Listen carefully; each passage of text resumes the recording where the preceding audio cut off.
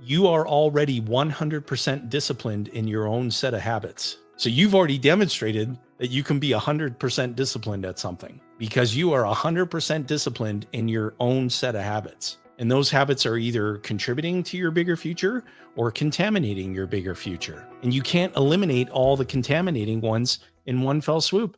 Won't happen. Rich and I were having this conversation. We were just chatting a bit about um, Ascendant becoming a managing general agency. What is a managing general agency? It just really essentially just gives us total control over the future direction of where we want to take the business. It gives us the ability without obstacle to collaborate directly with life insurance companies on the technological innovations, the solutions that we want to build, where it actually requires that we are able to connect to a pipeline of data with these existing carriers to help us build these tools and provide even more control over the experience as a policy owner. But what I was talking to Rich about too is that we had an advisor retreat where we brought our entire advisory team in, and we spent 2 full days mapping out 2023. And that involves setting a target around people served. That's where it all begins with us. Most companies begin with, hey, how much revenue do we want to generate this year? What is our revenue target? And we actually start from what it takes to trigger that target. And nothing happens without people served. And one of the things that I shared with our advisor teammates was that in business, if you don't have a target, then you are the target. Right. And so that's why I reached out, to one of our primary carriers, and I said, I need to know what is based on the metric that they use to determine who's number one, who is the number one MGA that you're contracted with, and what are they generating in this particular metric? And Equitable came back and gave us the number. And so we went back and talked to our team and said, look, if we are going to amplify the number of people served, how long would it take us to achieve being number one? Because if you cast a vision into that future where we're number one, describe to me what the people we've served are saying about us, and what is their experience with us, and all these tools. And like, we've literally opened up the door and removed any obstacle to now really setting about to achieve this painted picture vision. And all of our teammates said, okay, well, so we reversed engineer it, went through all the numbers of how many people do we need to serve to achieve this. And we've got a really, really great people served objective for this year, but we've looked ahead to the next 3. And so we thoroughly believe that we can be number one within a 36-month window. We just need more capability than we presently have now. But that's all part of building a bigger future. The point that I'm getting at is that in this new year, well, this could just end up being a new year if that's all you want it to be. Right? Hey, Happy New Year. Okay, what do you want the year to be? It can just be another year. I just want to be happy. Or it could really truly be a new year.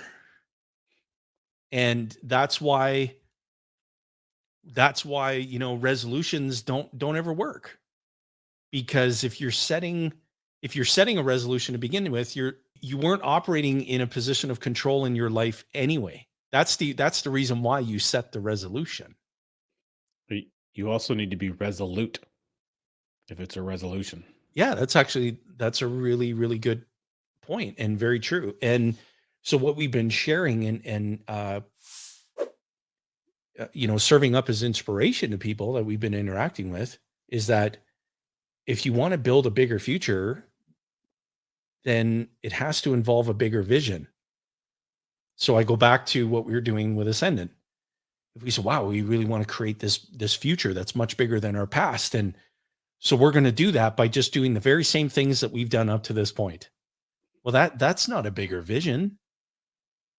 It was a very scary proposition to go through everything that we needed to go through to prepare to take this leap to becoming a managing general agency. And Rich, you recall quite some time ago, we had a conversation over like a really good conversation. And I said, We first started talking about this. I remember I was pacing out. I don't know. We had a phone call and I think I was outside of Farmhouse Brewing outside of Chilliwack, which is a great place. It was yeah, a beautiful summer day surrounded by the mountains, and I was pacing while we were chatting for probably 45 minutes talking about some changes, and that's where this. I know it's been in your mind's eye for some time, probably yeah, prior to that, but the rubber was about to hit the road given some other circumstances, and was kind of some ultimatum zone activity, and then but that started the trajectory of moving us towards this endeavor, this milestone. for sure. And for all of our clients, all of our folks in the community that hop online when we do these, stream yards and tune in, like we hope that you're setting about to make this truly a new year for you and creating a bigger future and recognizing that it's going to involve some discomfort. And that's where your biggest source of growth is going to be. And it's going to involve some decisions. It's going to involve change. Why wait for spring to do spring cleanup in your life? Like it shouldn't be just reserved for one period of time during the year. Hey, it's spring cleanup time and everybody's throwing out junk. Well, what junk do you have up here? And what junk do you have in your circle of influence? Like if the people that you're associating with, if you're not feeling inspired and motivated to go build a bigger future, you've got the wrong circle. And it's not their fault. It's not your fault. It's just there's not a there's not a match there in terms of some people prefer stagnant. Some people that's what they want their lot in life to be. I just want to be stagnant. I don't want to experience fear. I don't want to experience um, having to make dramatic change or decisions. I just want things to stay the way they are. Okay, that's the path that you want to go down. But the people that we most love to serve, the people that want to build a bigger future for themselves, which it all starts with a bigger vision, is what I'm trying to say.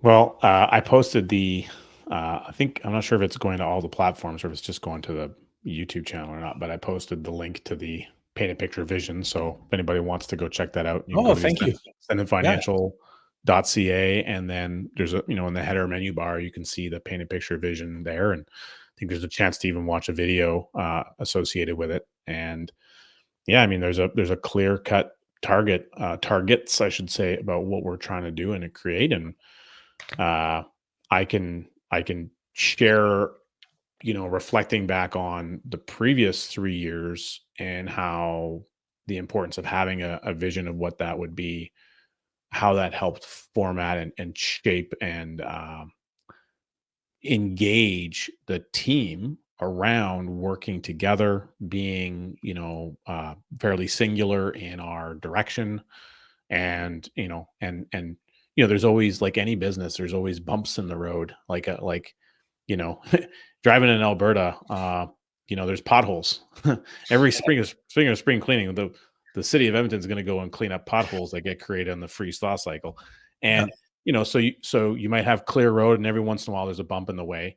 Sometimes you can scoot around it, sometimes you hit it head on, but it's being able to go over and go through those things and continue on the journey that really matter, and having a clear vision of what you want to do over the next year to 3 years makes a big difference in that, and it helps support everyone being cohesive. And the milestones that you begin to achieve, sometimes you reflect back, and you almost can have a level of astonishment about what's been created, which goes to Dan Sullivan and The Gap in the Gain. So great book, The Gap in the Gain.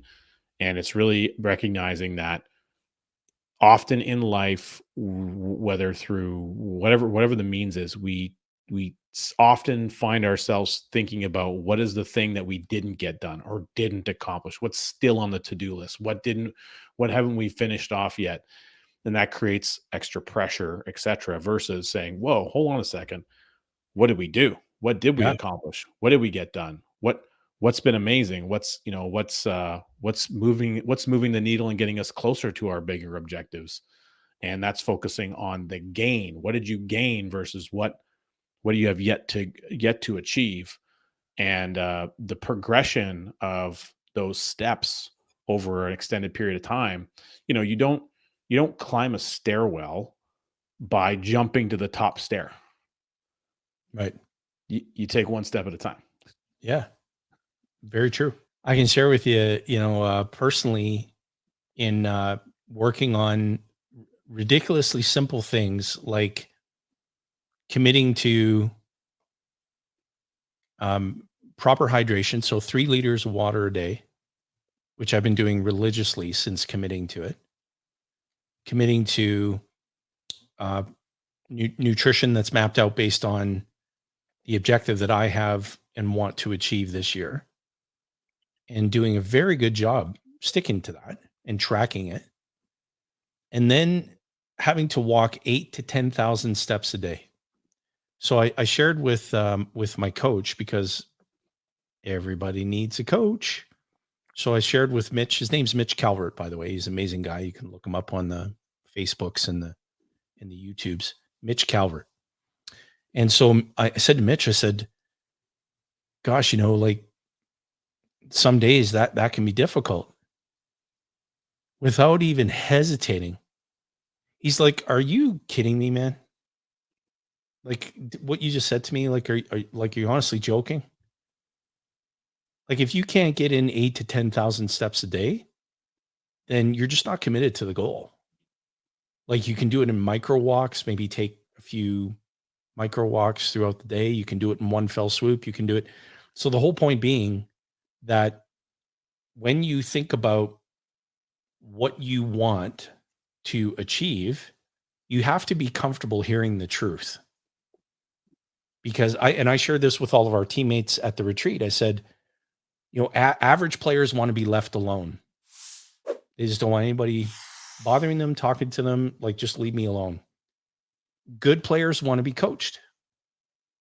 Great players not only want to be coached, but they want to be told the truth. And that's what I want to be told by my coach, who's helping me in that personal aspect of my life. And he just, without hesitation, told me the truth. And I commended him for that. And so on the days where I get 7,000 steps in, well, I'm accountable to that. That's on me. That's not because rather than saying you don't have the time, try saying it's not a priority and watch what happens to your way of thinking. It completely changes, and it just takes time. Like Rich, you're amazing in your unique ability. And so is everyone else that you know. But you're already, and this is credit to Dan Sullivan, this is something that I would encourage anybody who watches this now, who catches it later, to write this down. You are already 100% disciplined in your own set of habits. So you've already demonstrated that you can be 100% disciplined at something, because you are 100% disciplined in your own set of habits. And those habits are either contributing to your bigger future or contaminating your bigger future. And you can't eliminate all the contaminating ones in one fell swoop. Won't happen. I didn't make an unrealistic, commitment to say, okay, I'm going to give up caffeine. I am not going to go to Original Joe's and watch hockey and have a few beers with my buddies. I'm not going to indulge when I enjoy a nice meal out with my teammates or clients or friends. I'm not going to, no. What I'm going to start with is 3 liters a day, 8 to 10,000 steps a day, and proper nutrition. And I'm going to get my 3 workouts in a week religiously. Those other elements, those other things that I described, those are still a work in progress. It's going to chip them away, like you said, one step at a time. Because you didn't get to where you are by hopping from the bottom step to the top step. You got to where you are today, one step at a time. So that's how you're going to get to where you need to go. Yeah, I've actually hopped a number of steps in physically, like in houses and things, and it's all fine and dandy until you slip because you're trying to go too far and then you fall down those same set of stairs. Yeah. And coincidentally, so I think you might find this funny. It kind of ties to the analogy a little bit. Over the Christmas break, I was in Edmonton visiting family and everything, and of course, we were staying with some friends, and I'm not as familiar with their house, and so I was hopping a few steps to go upstairs to check on the kids, and they had this wider stairwell, at the base of the stairs, kind of like in the middle of the house. It's nice and wide. It has like the rounded step around it. Then the first like 5 steps are kind of like that, and then the banister jogs over where the wall kicks in, and it tightens it. You lose about a foot. And I wasn't really thinking too far in advance. Maybe it was a quick start thing. I don't know what it was, but of course I went and hopped the first couple of steps, taking 2 at a time. I was going to bounce up the stairs pretty good. And I just like full on, full speed body checked, like mashed my elbow right Ugh. into that jog of the banister right on the square. That was not quite a month ago, but it still hurts. Oh So, my God. that's an example. I mean, kind of going back to our analogy of skipping steps, quite literally, and not having maybe the result, and not being as focused on, maybe I didn't have my eye because I was skipping steps. I was looking at the steps, not looking at what was ahead of me, to a degree. So just kind of, looking at a recent example, but legitimately a physical example that ties into the mindset of kind of what we're sharing. So that's where, had I, there's no regret or no going back in time, but now that that's happened, you can rest assured the next time I go, certainly to that house or any other property where I'm going to be going up some steps, I might be a little bit more mindful about the way that I take on those stairs. And so that's a good lesson to relate into thinking about this upcoming year, thinking about goals, thinking about the results that you want to achieve, and Definitely. how have you been, kicked in the proverbial nuts in the past, or smashed an elbow, in the past, and how do you want to have those previous experiences and the things you want to do, how can you take that and help it inform what has worked for you, where moving forward into the future. Definitely. Yeah. 100%. And it's it's what you develop new habits around, so that you become 100% disciplined in new habits. Because again, to build a bigger future, it all starts with a bigger vision, and it involves the achievement of that bigger future involves capability that you don't presently have, right? Like I won't, I'm unable to do 20 pull-ups. That's a capability that I do not have. My bigger future involves doing that. So I have to develop that capability. And so that's what I mean when I describe that. So, as to all of you out in StreamYard land and Facebook land and YouTube land and wherever this is, as you're thinking about your new year, what think about your bigger future. What's your vision for your bigger future? And then capture the capabilities that it's going to be necessary to achieve it that you don't presently have,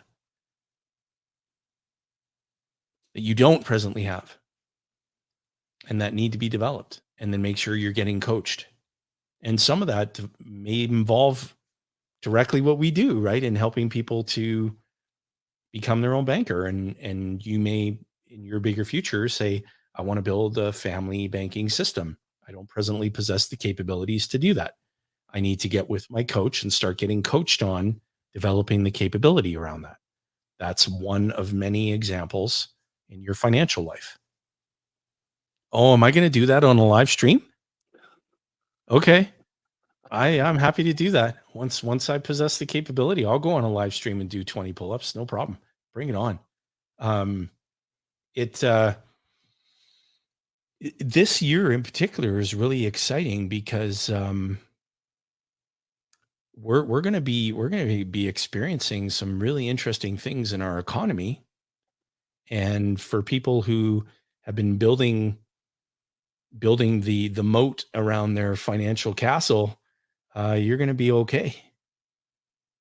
You're going to be okay. And for those of you who are just watching this, maybe just getting started on your journey, get started. That's the key. Because what we do in educating about the process is one thing, it's the action that you take that gets you the outcome. And people have been hearing us for years, Rich. Hey, when interest rates go the other way and when inflation starts to rise, in fact, if it becomes a rapid increase in inflation, the more you do now, the better shielded you'll be when that time comes. And clients are literally telling us every single day. We didn't understand it then because that wasn't our environment. That wasn't our reality. But my goodness, do we ever appreciate it now? Like having, having these policies and this process and this total control. Wow. What a much different feeling going through, what we're going through. Well, and I think, you know, the idea of, again, banks borrow money from other banks. And we've have a number of videos where we kind of talk about that. But here you have people with variable rate mortgages or other variable rate stuff, and those things have, taken a huge leap, and there's unrest, there's concern, there's now sleepless nights that are transpiring. Well, for the people that are well capitalized in their policy, maybe they weren't using that capital right now because they've had it earmarked for something else, but now they Yeah. can make a decision. Oh, hey, great. You know what? Based on what's happening over here at traditional bank ABC, I'm really unhappy with that. I don't like how much control it's taking away from me and the extra, burden on my cash flow. Why don't I go to my bank system and I access capital here on demand at full control and just obliterate these other guys, Yeah. or knock off a whole bunch of what their nonsense and just kind of keep them over to the side, and I will choose to whatever cash flow payment that works for me back to my own system. So the ability to make that decision doesn't happen overnight, but that's the empowerment of being able to make that decision that you're looking for. I don't think anybody watching any video about financial anything on the YouTubes is going to be like, wow, I really wish I was less empowered with my money. Boy, that would be great. Is there some way is there a channel that teaches us how to be less empowered and like not learn about our finances? Let's subscribe to that one. Like, if you're watching, you probably want more financial advantage and empowerment. Great. Totally. Put yourself in the best case scenario to have that financial empowerment. Be in more control. That's, when you're in more control of your own decision-making process in most areas of your life, you should feel more confident.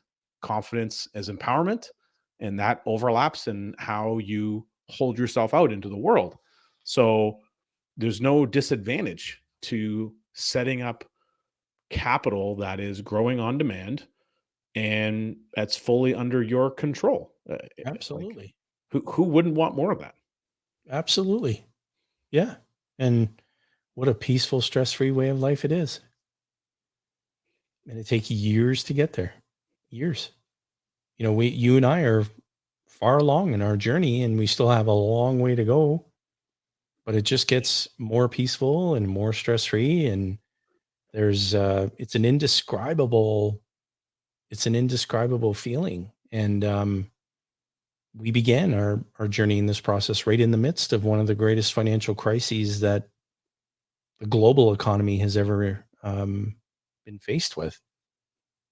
Yeah, there was a And lot of Chicken Littles moaning and complaining about the sky falling at that time, and it seems like somebody let the chickens out of the hen house again because they're just running around losing their minds, looking at how the sky is falling all over again. yeah, and there are things that you can do to shield yourself. And that should be a part of your bigger future and part of your bigger vision for your future. And we referenced a great question from again, credit to Dan Sullivan. We referenced a great question from him in the first webinar that we did of the year. This was last Thursday, And we had 246 attendees on that webinar. And one of the questions that I had posed to all the attendees, because what was interesting is some of the newer folks who maybe were just consuming our content for the first time or just getting exposed to us, they're like, okay, when are you going to sell us something? It's like, well, today's webinar is all about rethinking our thinking. And so if that's your thinking, then we need to rethink that thinking. And it all begins with the DOS question. And the DOS question was, if we were meeting, and I used 1 year as the time frame.